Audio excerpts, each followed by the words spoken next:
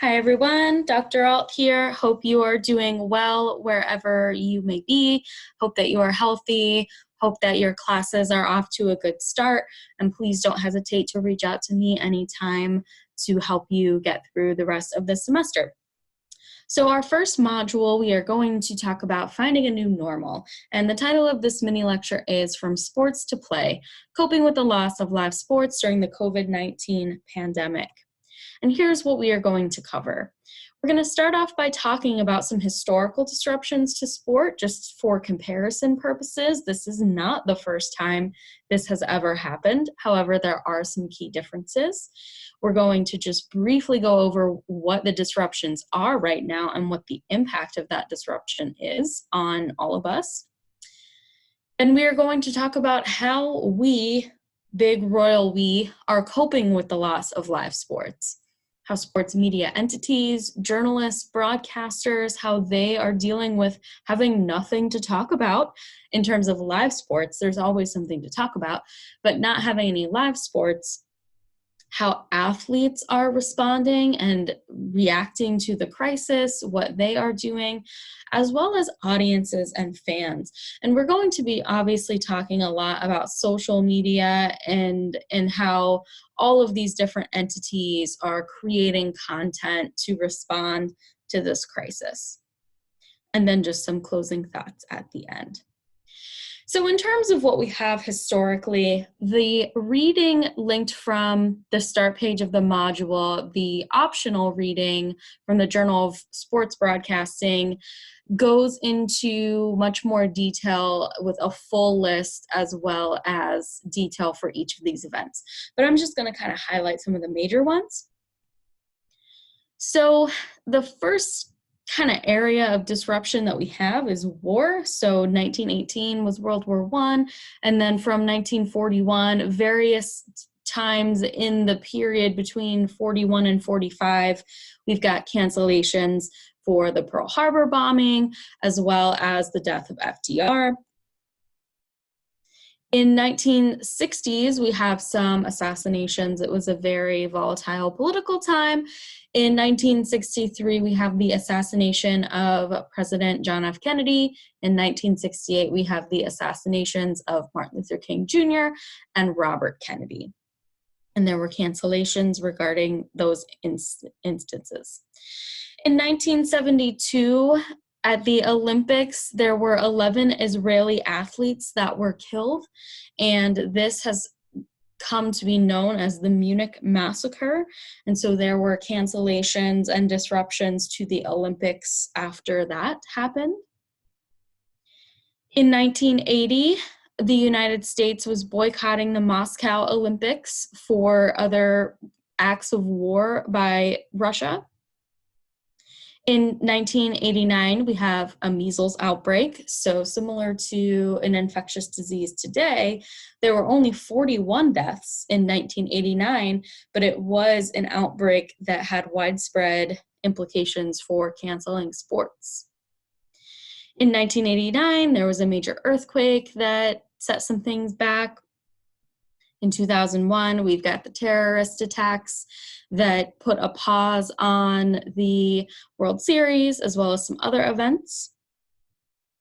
In 2005, we have Hurricane Katrina, which caused so much devastation in New Orleans, and there were a lot of disruptions regarding getting New Orleans back on its feet, which never really happened.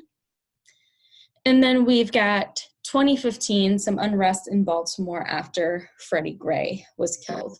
So this is just a snapshot, and that whole article kind of goes into just a full list of all of these different times throughout history. And just to kind of put some images up here, we've got a snapshot from, a newscast on a measles outbreak.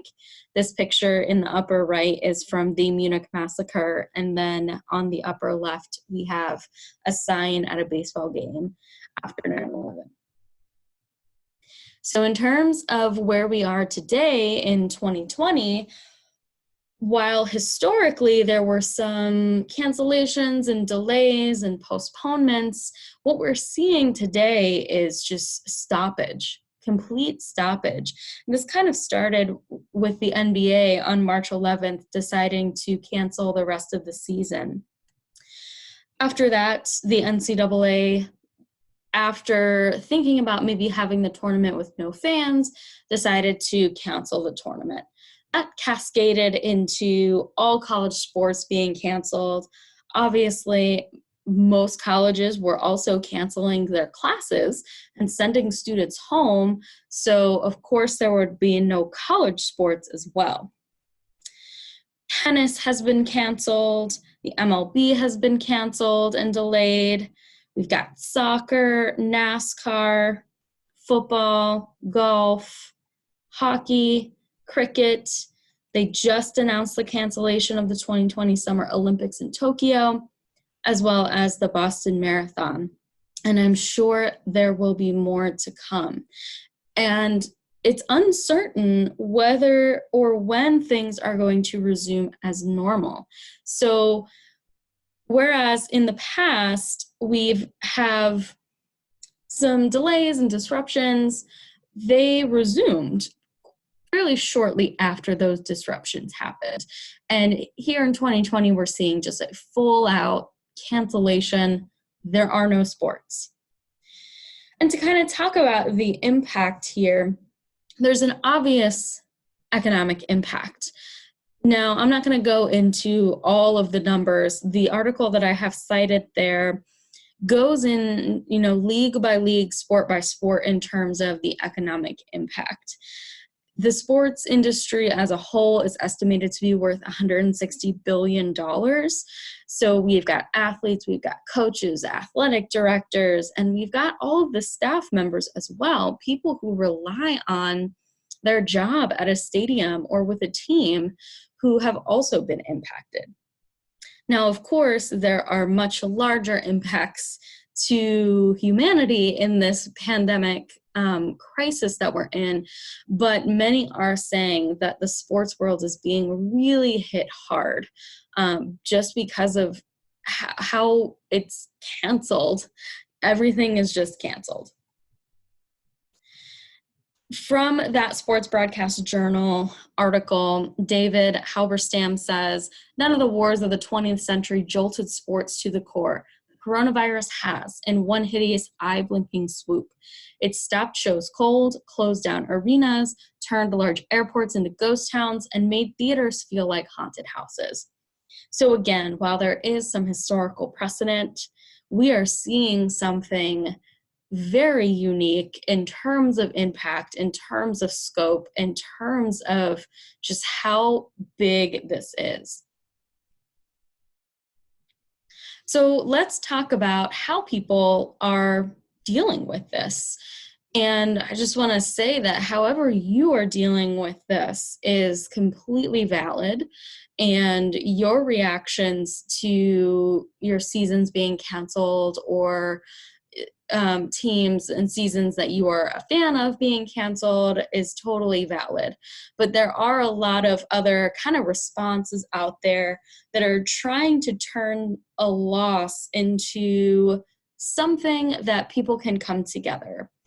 Now, my first example here is just going back to kind of traditional sports media. Joe Buck, he put out, or one of his followers tweeted at him and said, "I really miss your voice." And he said, I can still practice my play-by-play. Send me a video of whatever you're doing, in your quarantine. And there are just dozens and dozens of random videos. This is unfortunately not a video that will play on this slide, but he's basically just doing commentary, play-by-play on the silliest things. And it's really, really entertaining. Athletes are also stepping up to help donate and help find relief during this time, even though they are being impacted in terms of salary. At the end of the day, they do have pretty deep pockets, so they are stepping up to kind of help with relief. I also sent out a notification about the opening day at home event that the MLB had last week. Did any of you tune into that? That is just something that I found was interesting in terms of maintaining community in a time where we cannot physically be together. And as I'm sure you are so tired of hearing, social distancing, how can we maintain community when we are physically apart? This is something that I found to be very interesting. I'm not sure if any of you have seen this. Someone created a tournament simulation for the NCAA men's basketball, I believe Division I. And it uses some sort of algorithm to figure out, brackets, who is going to go where. And it's this whole kind of AI situation. And it tweets, every few hours and every few days, updates on this fictional simulation of a tournament. So I believe they are in the Final Four now and should be finishing up soon, which is what we would be seeing anyway. So those are just a few examples. There are so many examples out there, whether it's on TikTok, whether it's threads on Twitter, whether it's the memes, anything that you are seeing out there, people are reacting to this. And I think that says something about how powerful sports are, in that, of course, we congregate around the live events, but sometimes we don't even need the live events to communicate about them and to build community around them. So in the discussion for this module, I want you to tell me, what are some other ways the sports world is coping without live events? So I want you to find 2 to 3 examples, whether it's a thread on Twitter, memes and GIFs, TikTok, YouTube, other video-based messages. What are people saying? How are they keeping themselves entertained? I know a lot of you do listen to and watch Stephen A. Smith, so you can think about, how he's reacting to it, how his reactions changed right after the NBA announced the cancellations versus, a few weeks later, etc. You could also find some longer posts, like blog posts, articles on Medium, a podcast, whatever you want. If you do one of those longer posts, you only need to provide that one example. But if you're going to do something short, give me 2 to 3 examples. And then you'll post this in the discussion board and explain how these examples of communication and response do or do not reflect the ideas from this week's reading, as well as this mini lecture. So to kind of wrap up and give you some final thoughts, none of your professors have any or all of the answers about what's going on. So in terms of this class and, what's happening in the sports world, I can't pretend like I know what's going to happen next week or next month or in September. But what I can do is kind of help you process how other people are reacting and processing these events through the ideas from the course. And we can try to figure out how to navigate it together. And while you may be really sad or really angry about these sports cancellations, I've also kind of found some hope in the fact that there are people who are going toward joy and light and humor and having a lot of fun in a very not fun situation. And people are being very creative in terms of the media that they're creating. So I think that that is a very cool thing to be witnessing, and is one of the reasons why I want you to kind of pick out some examples that you see. And then I'll leave you with this. In times of crisis, it's wonderful what the imagination will do. So nobody is happy that this is happening, but all we can control is how we react to it and how we take the next step forward, and just being patient and listening and staying positive. And I hope that you find some humorous and entertaining media out there to help you cope.